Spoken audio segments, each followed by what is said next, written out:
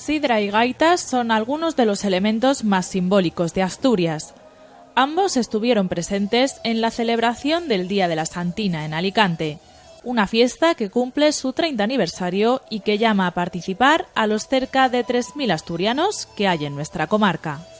Estamos en Alicante, pero hoy aquí, en Alicante, en estos hermosos jardines de la Diputación, tenemos un cachín de Asturias. Una vez al año, por lo menos, aquí en estos hermosos jardines, como decía, Asturias está presente. Suenan las gaitas, los bailes, los tambores, y bueno, para nosotros es un día enorme de satisfacción, y además que tengamos a las máximas autoridades de la ciudad con nosotros, pues para nosotros es un motivo de mucha alegría, la verdad. Aunque las celebraciones comenzaron el viernes con una conferencia sobre el desarme, la fiesta de Oviedo, que se caracteriza por un contundente menú, el sábado fue el día grande con la asistencia del vicepresidente de la Diputación, el subdelegado del Gobierno, representantes de hogueras, asociaciones vecinales y casas regionales de la ciudad, así como el alcalde de Alicante.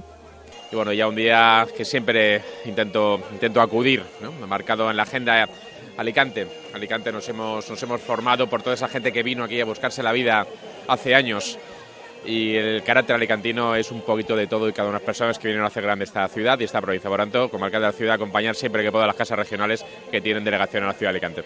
No faltó la procesión de la Virgen de Covadonga, que partió de los jardines de la Diputación, donde tuvo lugar la fiesta, hasta la iglesia de María Auxiliadora.